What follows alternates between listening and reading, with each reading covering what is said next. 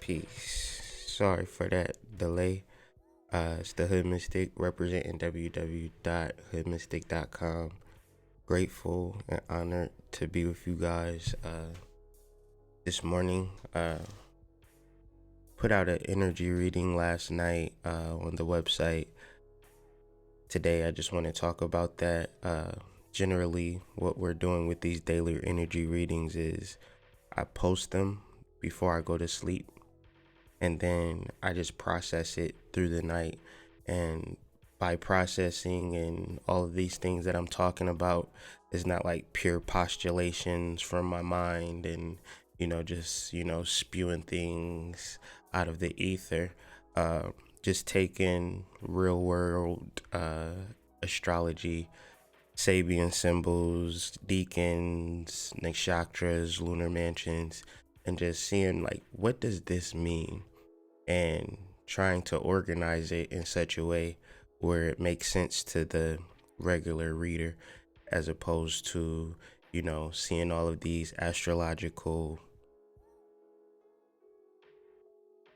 calculations and not knowing anything of what they mean. So what helps me is Sabian symbols, understanding the planets, understanding the decans, and translating it, if you would. And so today's message is just a further translation. So throughout this talk, throughout these talks, throughout these daily energy readings, the conversation is very much esoteric, very much sublime. But it's not like me trying to be this esoteric guru or this deep person. It's just simply when you study Vedic astrology and you understand that Vedic astrology is very old,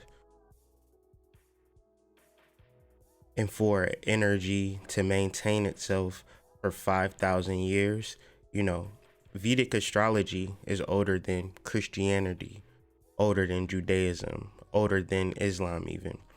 So what you're dealing with is a very ancient science. And within this ancient science is withhold the secrets of reincarnation. And the reality of the human being is that it is trapped in a series of reincarnations where every time you are born, you think that you are this human being and you have these characteristics, and you're either beautiful, rich, poor, tall, short, live in a good neighborhood, hunter gatherer, prince, king, plumber, all of these things, engineer, social scientist, all of these human characteristics that you hold sacred and that you hold valuable. Vedic astrology is simply trying to pull you out of that. So as I understand it and as I learn and as I gather, this is the realization that I'm coming to based upon studying the information. And so if you go back to empty your cup, the point of it all, the point of no return, seeing through the illusion of glamour, all of these things are just simply from me studying the Sabian symbols and coming across from a point of just a scholar and just putting two and two together, where I feel as though nobody else is doing it on a consistent basis. Of course, we could view astrology websites, but when was the last time that astrology, bruh, when was the last time that the astrology website was updated? Where did that person's knowledge base come from? Why are they saying that Jupiter is the planet of wealth and so forth and so on? uh that to me is very dangerous. And you could study astrology from beginning to end, but if you don't have a firm foundation, a firm knowledge base, or a firm origin of where this information is coming from, then who's to say that it's right? Who's to say that it's wrong? It's just something that you've jotted down and that you've learned and remembered, and now you are on YouTube talking about a full moon in Capricorn. But that's besides the point. The idea with Mercury, today is Wednesday, and so through these talks, Monday, Tuesday, Wednesday, Thursday, Friday, we tend to focus on a particular planet. Wednesday is reserved for Mercury, and throughout this retrograde, we're going to document it and chart it from a scholarly level and then apply it in real terms, as opposed to social media groups that speak to the overall demonization of Mercury retrograde without no investigation. So let's just investigate it and understand what is being said. Mercury within itself is us, right? But it's us in the alchemical sense. Mercury is us when we were a sperm. Mercury is us when we transcend this planet and are no longer in this body, but hold the consciousness that we hold now. So the beginning of life, the end of life, and during life, it is this pre-concept of knowledge versus this post-concept of knowledge that are fighting for territory in our expression. Sometimes we are too childish, sometimes we are too mature, right? So the idea is to balance that maturity and childishness without it overtaking our lives.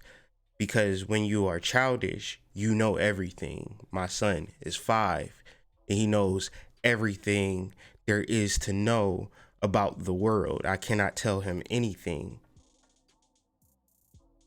When you are too mature, you know everything because you've seen everything everybody has under you. They don't know, right? What are you doing? You're stupid. So in those spaces is ignorance of knowledge. So reorientating is the actual physical, so it's a verb and a noun, to orient yourself. You could be oriented or you can orient, like you can direct your mind. And so the idea that we're going to be working with for this week and the remainder of this week is rituals in the space of information, not rituals to manifest a new car. Because if you want a new car, you can go to the Price is Right and bid on a couple items, right? You could go play Plinko, right? If we want a new car. But when we are dealing with our internals, our insides, and information within itself, if I'm going to school to be an engineer, then the information that I ascertain would then inevitably have me reorient my life to that of an engineer, right? I wouldn't necessarily learn about an engineer and then become a teacher. Then that's not orientation, right? That's not like, because when you go to school, you get it's orientation. When you start a job, is orientation. Like you're redirecting your energy to that establishment.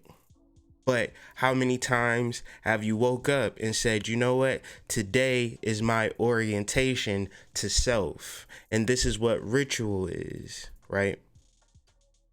As opposed to you waking up and knowing every fucking thing there is to know about your day, how you gonna handle your day, what's gonna happen today, because you already know what you want, right? And in the space of rituals to manifest, you could manifest all you desire in life, right? Then what? What's after that?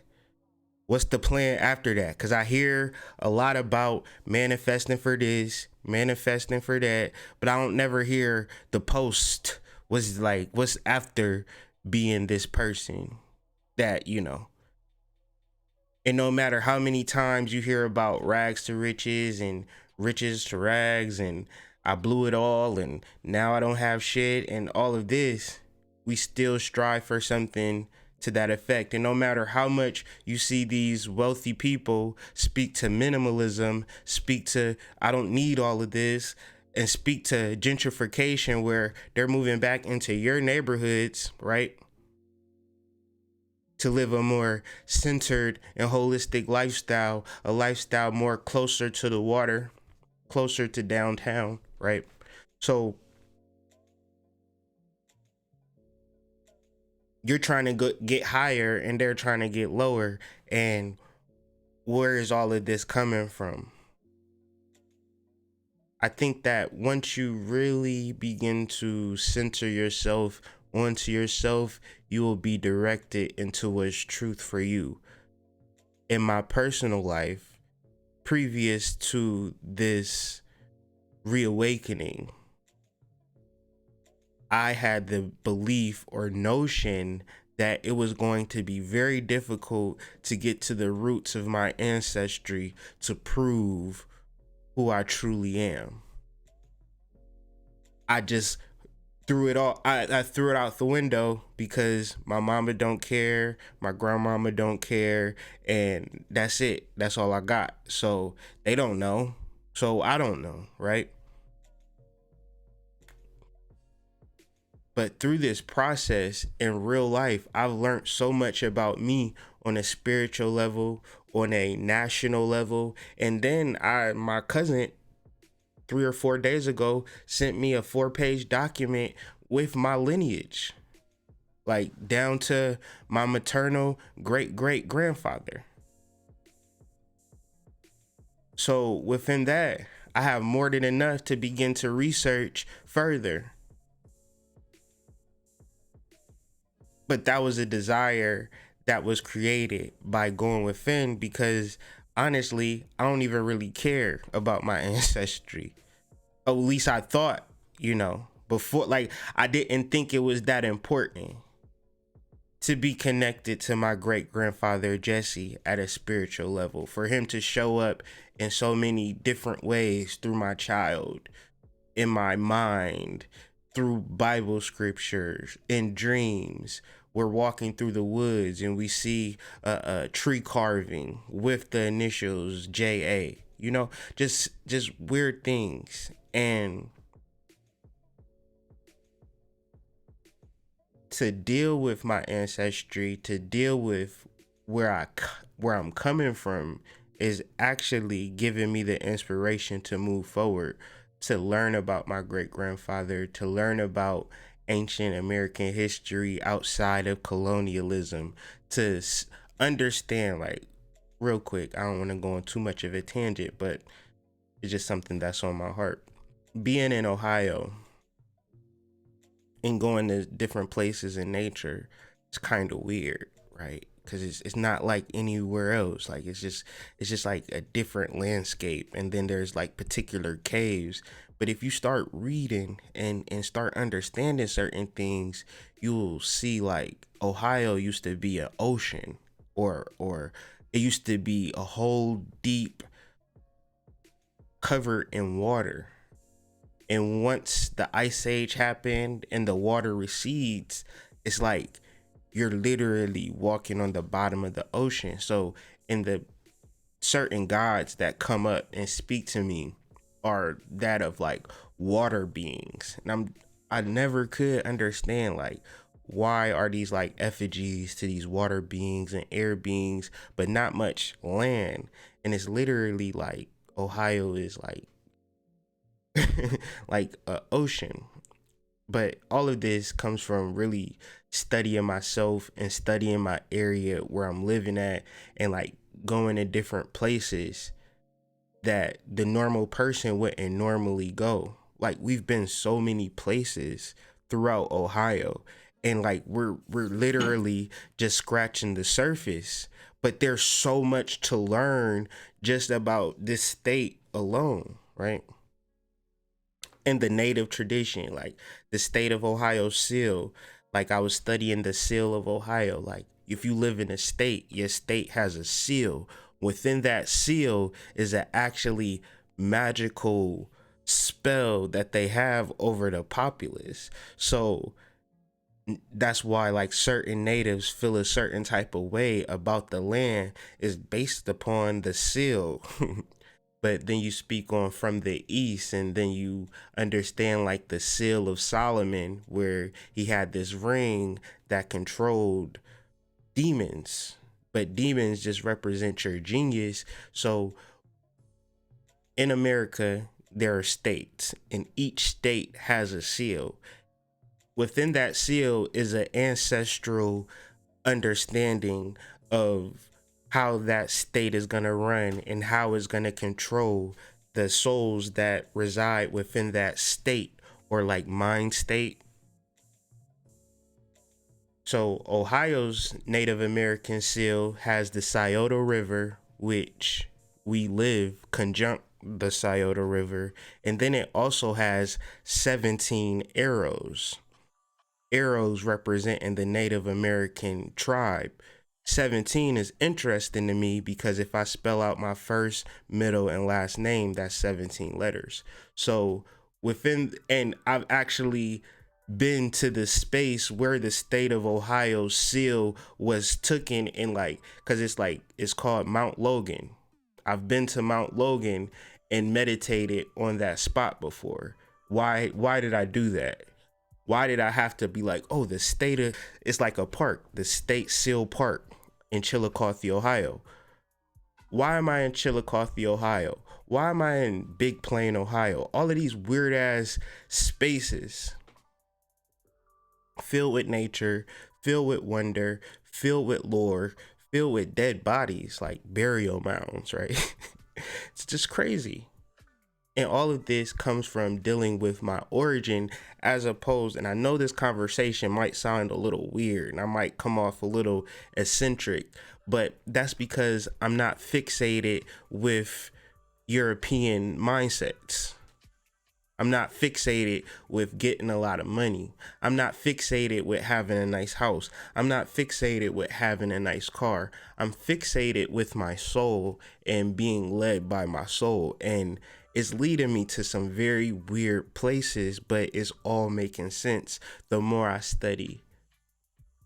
You got to understand there are universities throughout this country and professors just like you and me. But what's different between you and me is that they put in the time, work, and effort to craft documents, articles, books that explain the history of the world or the universe. But the average person just not going to sit down and read it. The average person is going to sit and watch Love and Hip Hop. The average person just going to sit around and watch TV, period, as opposed to learn about the history from a scholarly perspective outside of what you're taught in public school. But I don't know if that was a tangent, and I don't know if that made sense, but it's more or less of dealing with this energy, more or less of understanding who my ancestors are. And so this is how my Mercury shows up. Mercury is a fifth chakra understanding it, so the things that you say come from Mercury. So do you know everything that you're saying, or are you coming from a space of, I don't really know, so I'm going to talk to you guys and y'all tell me what y'all think and y'all come back and forth with me? This is my channel. Like, I'm not here like, yo, this is what it is. I'm studying. I'm a looker. I'm an observer, and this is what I observe. Let me know what you think about this. So, the sun speaks to oneness. Oneness represents Cancer, protection, coming together. Sounds good, sounds wonderful, but within it is two different things. Like a crab in the water, right? Two different things, but now the crab and the ocean become one. So much so that the crab now becomes the actual symbol for the entire ocean. So much so that when you say Cancer, it's hard to not think about the ocean, right? You can only think about the crab. At least I can only think about the crab, and I'm speaking for myself. But in that space,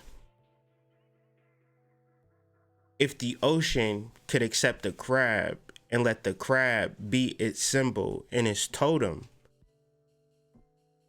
why are you so selective? Why are you so choosy?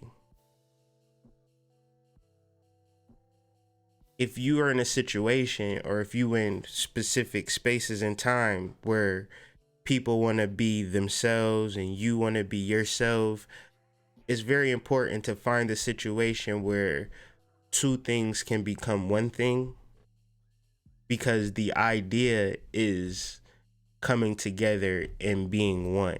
When you understand that, things go a lot smoother. The problem is that people don't really want to be one with you. They want to be two. They want to be three. They want to learn about numerology. They want to see how many numbers they can get. They want to see how many followers they can get. They want to see how much money they can get. They are in the illusion of European thought, not European in a derogatory sense, but Eurocentric, and this is the space and time for which we live in. Eurocentric is thinking of quantifying the root basis of one.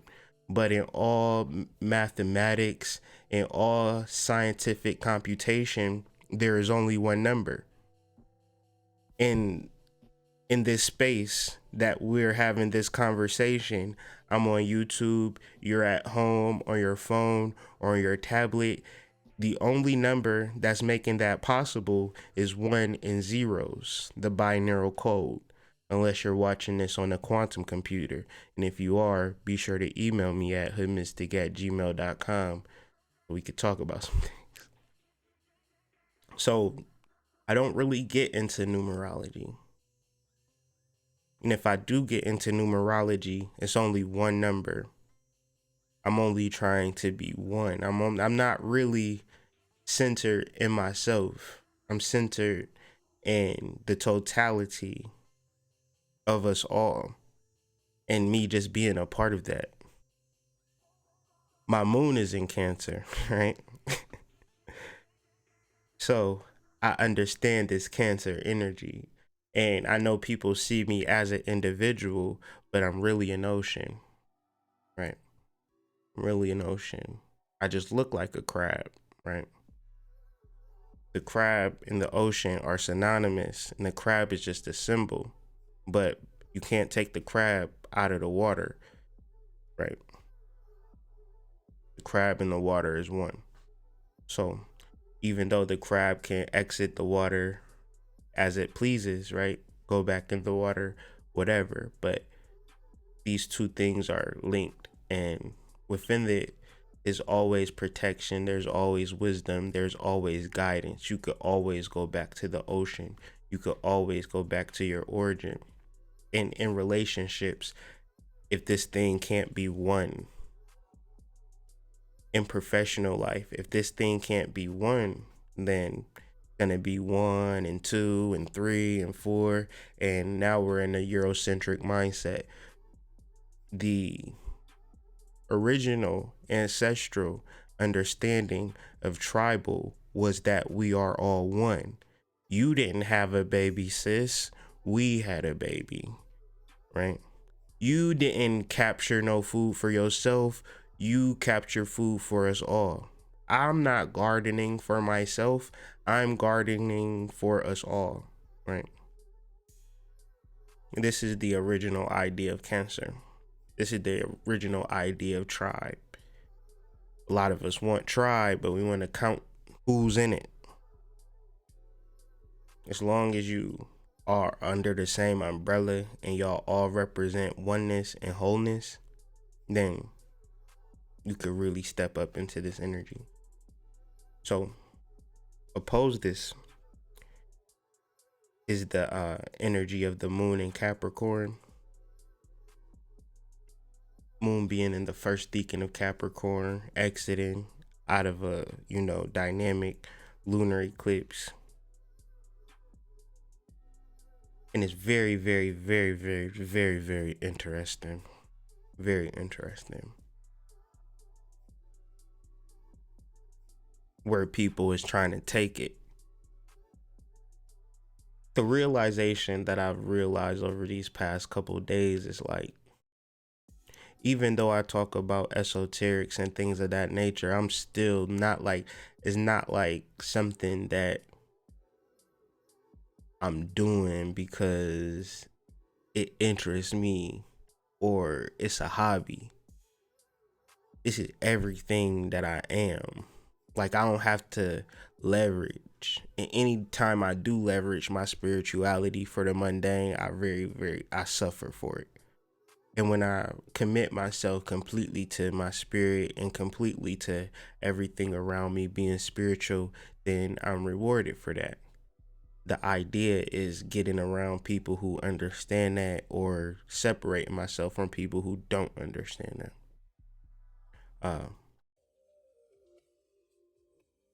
And even more so, being grounded within the spiritual energy. as opposed to letting it go to my spiritual ego. Spiritual ego is this weird ego that happens because you do something spiritually that now makes you more spiritual than other people because of a lineage, because of a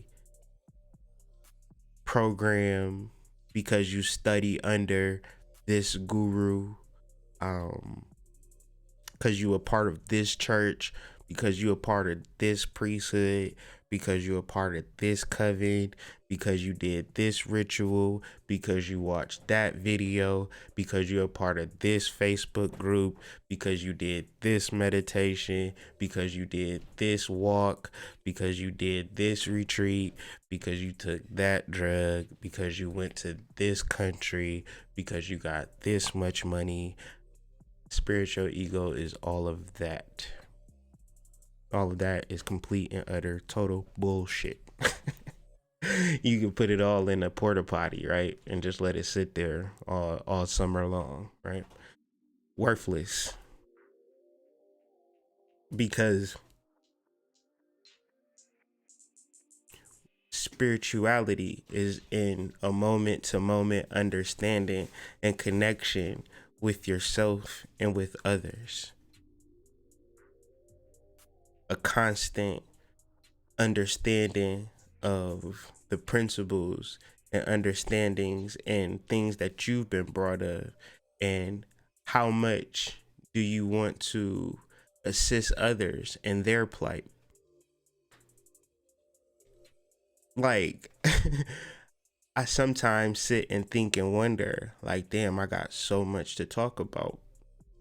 And even the things that I have already talked about, it's not like people really truly understand and adopting it and applying it. So I'm going to continue on and push forward. When I talk to people, it's like they really working on like this grand thing that spirituality is supposed to grant or benefit them.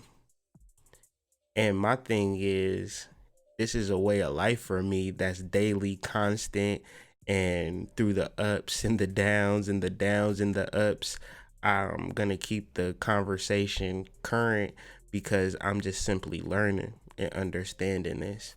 And I'm nobody's guru. I'm nobody's master teacher, you know. I'm nobody's, great. I mean, all you gotta do is follow me on Facebook to just tell, like, I really I'm really not shit, like, for real. But, I got a good heart. But I'm trying to be like y'all. But for me, it's more of like just not being spiritual, because I find that to be some real crash dummy shit. Like, I want to make music, I want to have fun. I want to love my family, raise my family. And that's about it. I like to study and make these videos and really make these videos for my family, to help us navigate this world, and understand like our experiences. Like, okay, if my wife and my children can come back to this video and be like, okay, that's why dad was so weird this weekend. He had us driving all over Ohio.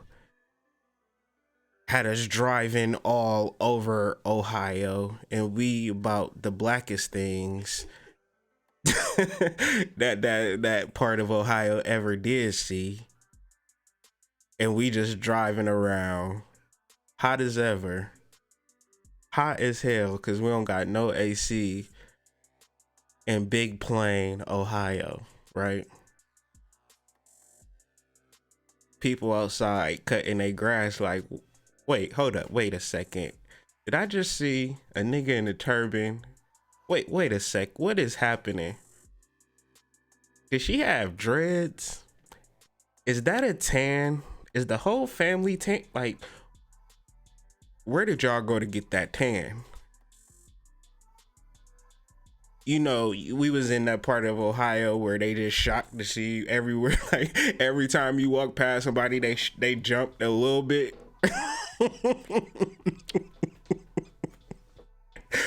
You know, and my kids is probably like, my kids, all three of them looking at me like, what in the hell, dad? All this for a mound?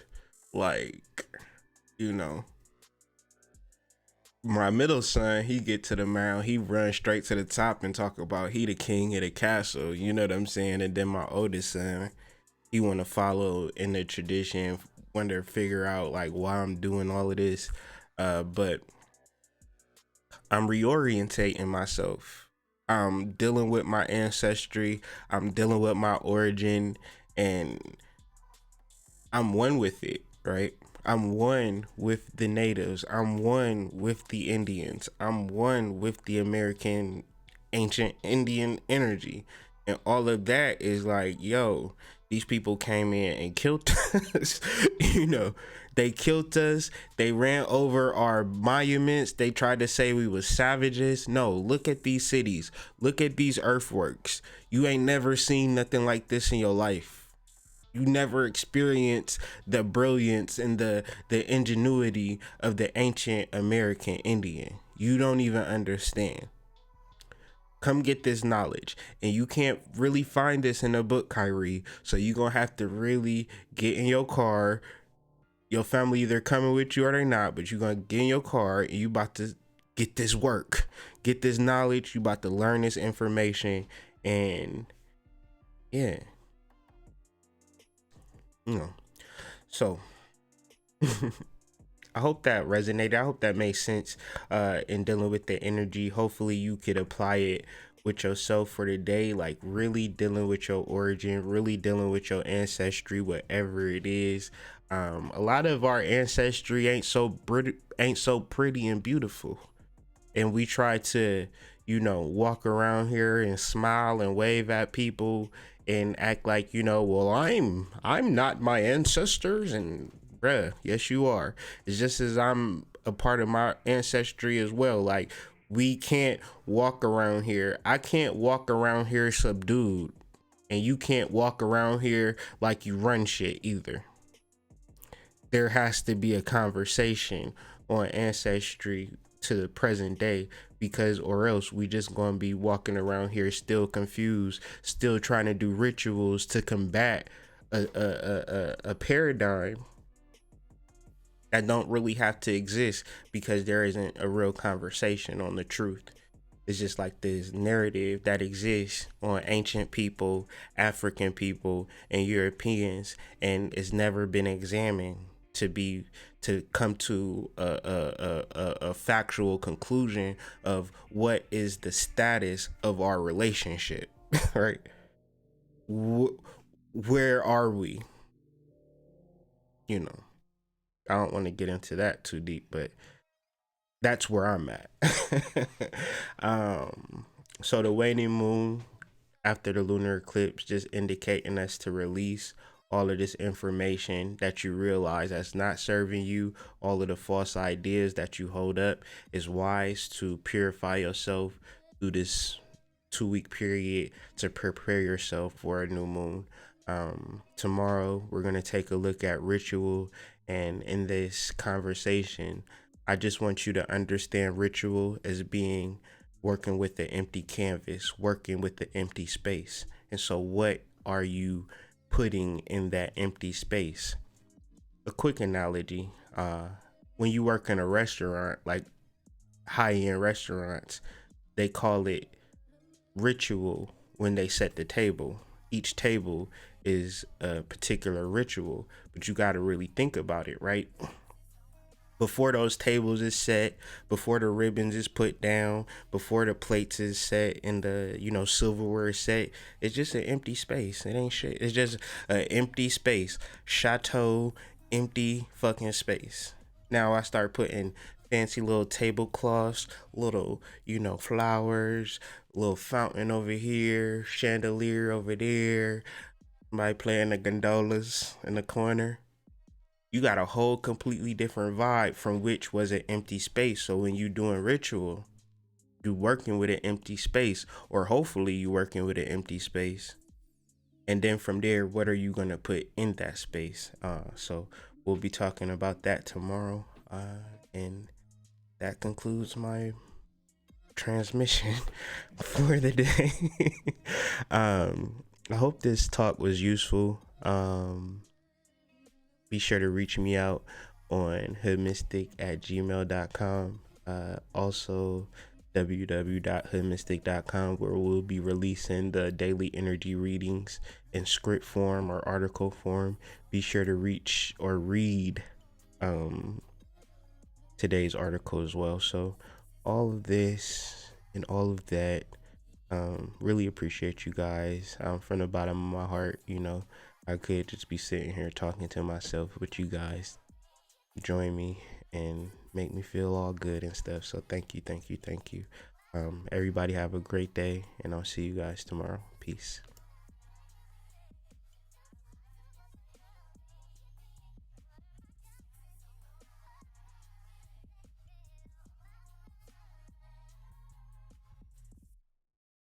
By telling me, take off my flag, asking how gangsta I was, nigga. You lucky on that.